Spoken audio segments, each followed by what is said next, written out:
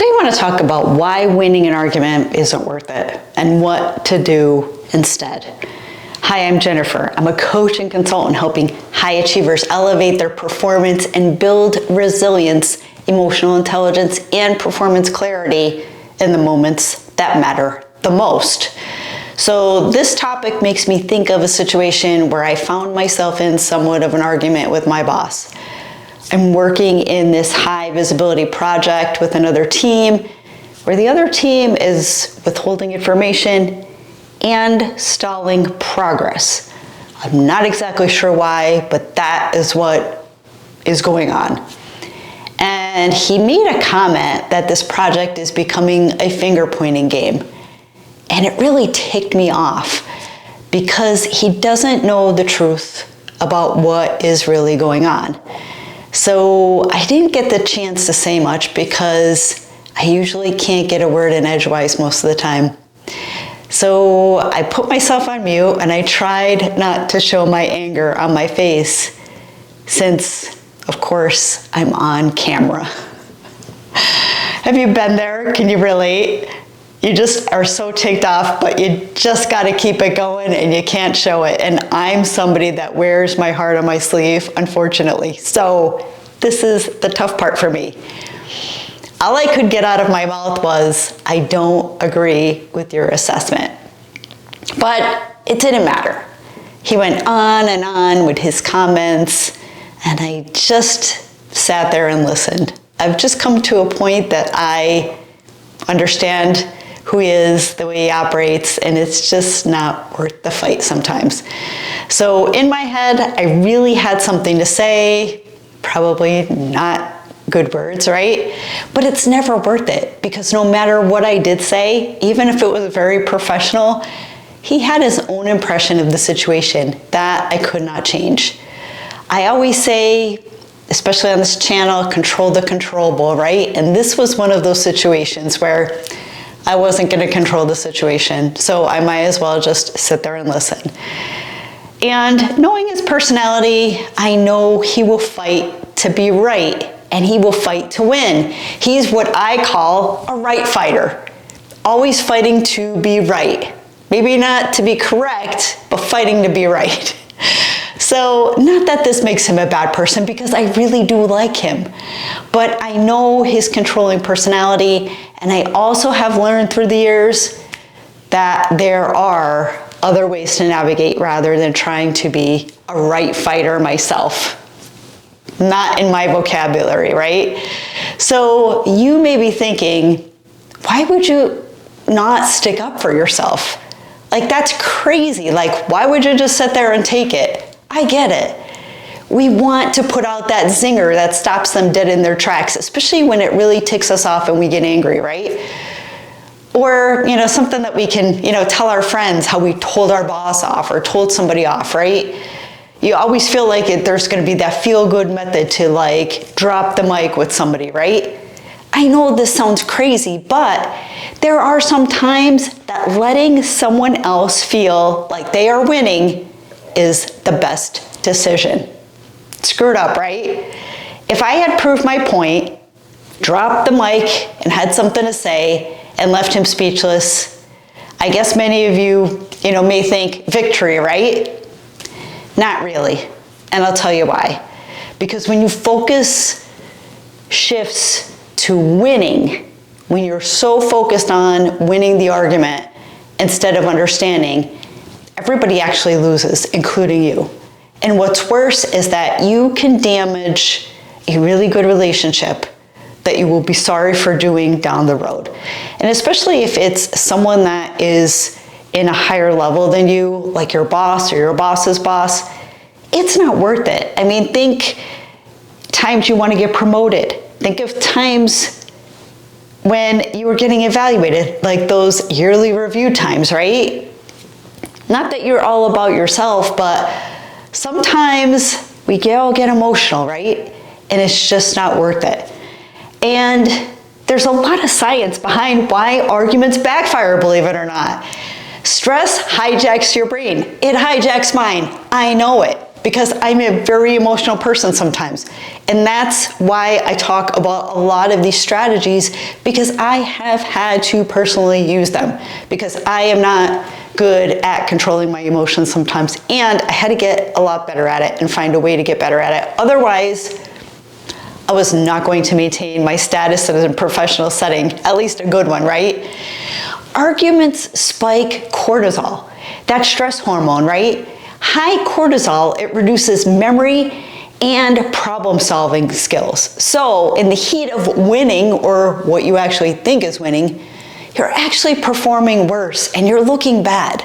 Sometimes you can make yourself look like a fool and say things that you really don't mean, rather than sticking to the facts of the situation, right? And you're weakening relationships. Unresolved conflict is one of the top predictors of dissatisfaction in relationships, according to UC Berkeley. At work, that means a lot of trust and collaboration is needed, right? And when you kind of speak your mind, sometimes it destroys a lot of that, right? I know he has a controlling personality, and I also know things need to be his idea to be an idea that moves forward. So arguing my point was not going to get me anywhere, right? How many people do you know like that? That you might have a great idea, but it's almost like you need to flip the script, start to get them on track of believing something that you want to do so that they come up with the idea themselves, and then you can finally move forward.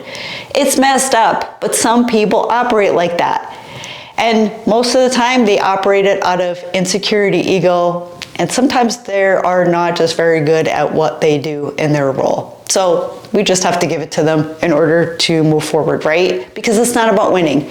It's about accomplishing the greater good for the situation, whatever it might be, right? Here, it's about getting the team together and collaborating on a high view project, but it could work for anything. And sometimes we need to drop our own egos to get to the next step, right? And there's sometimes people just don't budge, no matter how much we fight them, right? Only 14% of people report changing their mind after an argument.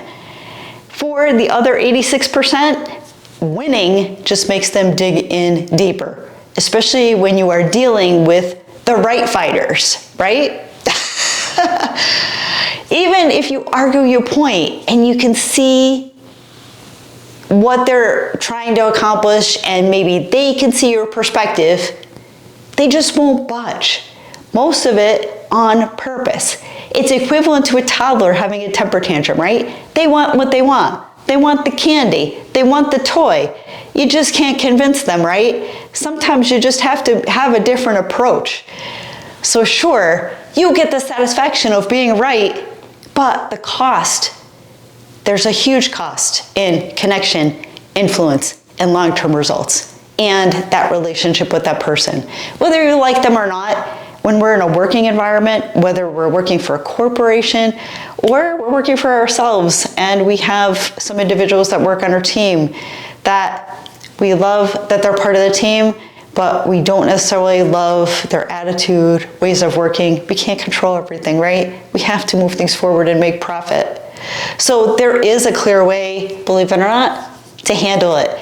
So here's what my clear method can do and where it comes in. It's basically your playbook for turning this conflict, which could be, don't sweat the small stuff, right?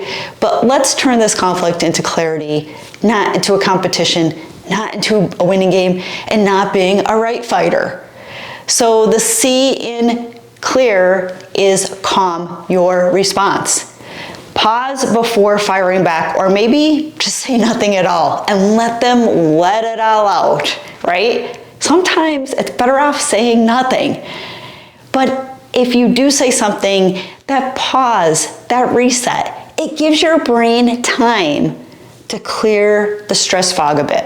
So pause, breathe, and reflect. Even if it's for 60 to 90 seconds, it will give you the opportunity to really put your thinking cap on and respond appropriately. The L is learn the patterns. So notice when the conversation is slipping into more of a point scoring game, right? Who's winning, who's losing, and it's just this back and forth, right? Ask yourself, am I trying to connect, or am I being a right fighter? Am I fighting just to be right? Don't be a right fighter. I'm telling you, it is not worth it. It feels good in the moment, but long term, it's destructive. The E is evidence and documentation. So stick to the facts, not to the emotions. I worked with this great guy at a prior role, and he used to tell me all the time, because he knew I was an emotional person, leave the emotions at the door. Close the door, close the emotional door. Stick to the facts, because facts lower defensiveness and they help the other person hear you, because sticking to the facts are the facts. It's not your opinion, it's not your emotion, and it's something that you can oftentimes agree on because it's concrete.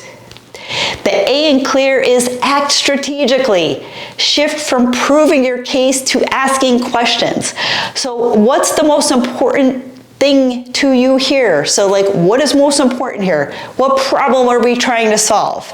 That move turns debate into dialogue. In this case, the most important thing here was that this highly visible project gets completed timely.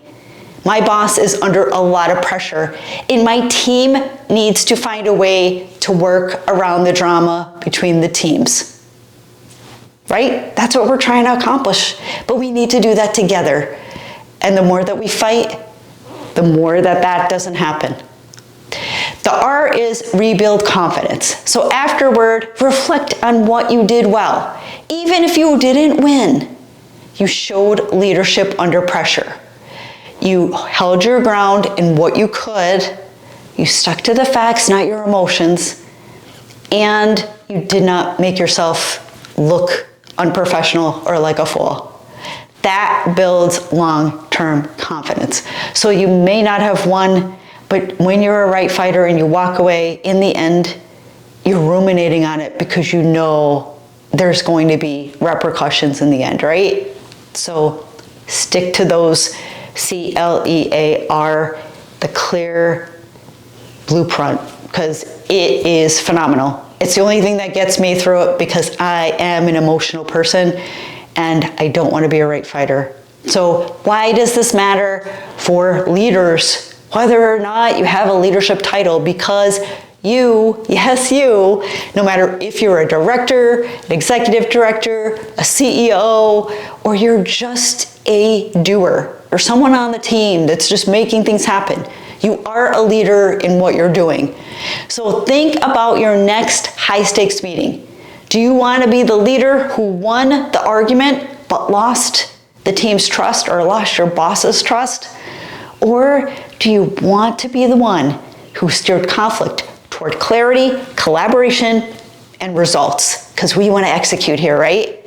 The clear leader doesn't chase victory. They create alignment. And alignment wins more than any argument ever could. So the takeaway here is this. Winning an argument might boost your ego for maybe 5 minutes, if that. But practicing the clear method, it boosts your influence for a lifetime. So the next time you feel the urge to win, remember, pause, breathe, and reflect. Use the clear method, because clarity beats conquest. So I hope you got something out of this. Please let me know. Please put some comments in as to some situations maybe you were in where either you had a good strategy to get through it, or you're like me. You become an emotional mess and you really messed up and you need a better path. So I hope you found this content valuable. If you did, please consider sharing, subscribing, and we will see you all next time.